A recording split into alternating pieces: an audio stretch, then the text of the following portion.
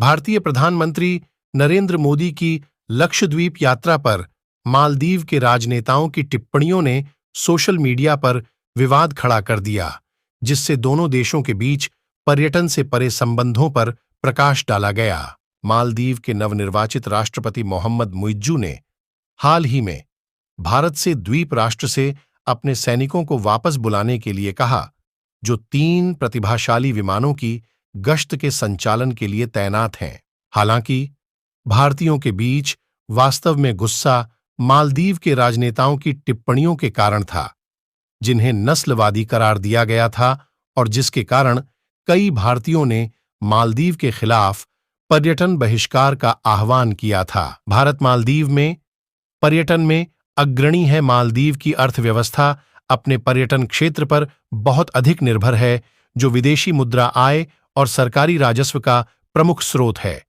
यह द्वीप राष्ट्र अपने उत्कृष्ट समुद्र तटों, शानदार प्रवास और स्वादिष्ट समुद्री भोजन के लिए दक्षिण एशिया में एक प्रमुख पर्यटन स्थल रहा है। मालदीव पर्यटन मंत्रालय के अनुसार नवंबर 2023 में ही भारत से 1,61,791 आगमन दर्ज किए गए, जो कुल आगमन का लगभग 20% है। इस बीच जनवरी से नवंबर 2023 तक देश में कुल आगमन का 10.9% यानी 1,81,371 आगमन भारतीयों ने किया और बाजार हिस्सेदारी में दूसरे स्थान पर रहे। 6.1% 90,476 से अधिक भारत से थे।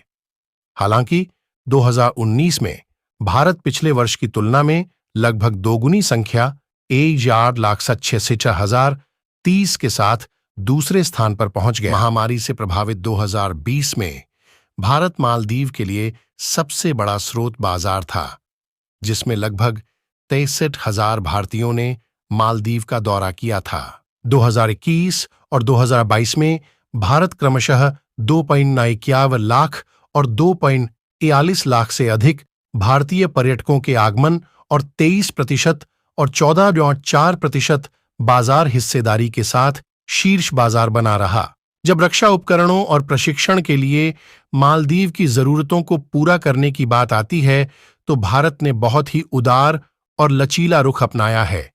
अप्रैल 2016 में रक्षा के लिए एक व्यापक कार्य योजना पर हस्ताक्षर करने से लेकर रक्षा उपकरणों की आपूर्ति, रक्षा बुनियादी ढांचे में सुधार और मालदीव की सेनाओं को प्रशिक्षित करने तक। वित्तीय सहायता की बात करें तो नवंबर 2022 में मोदी सरकार ने मालदीव को $100 मिलियन की अतिरिक्त वित्तीय सहायता प्रदान की।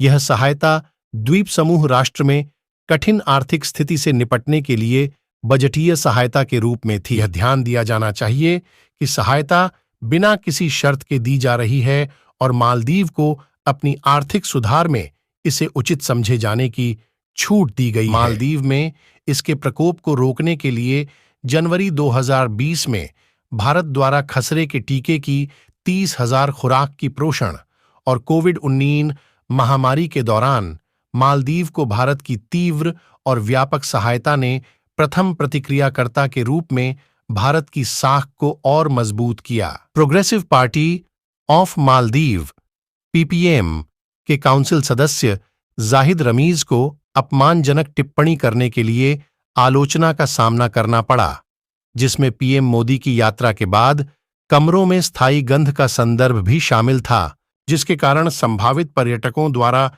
यात्रा रद्द करने की संख्या में वृद्धि हुई। मालदीव सरकार ने इसी संबंध में एक बयान जारी किया है और कहा है कि ये राय व्यक्तिगत हैं और व्यक्तियों के खिलाफ आवश्यक कार्रवाई का आश्वासन देते हुए सरकार के विचारों का प्रतिनिधित्व नहीं करती हैं। कई भारतीय पर्यटकों ने अपना असंतोष व्यक्त करने के लिए सोशल मीडिया प्लेटफॉर्म का सहारा लिया और विरोध में अपनी मालदीव की छुट्टियों की योजना रद्द करने की कसम खाई।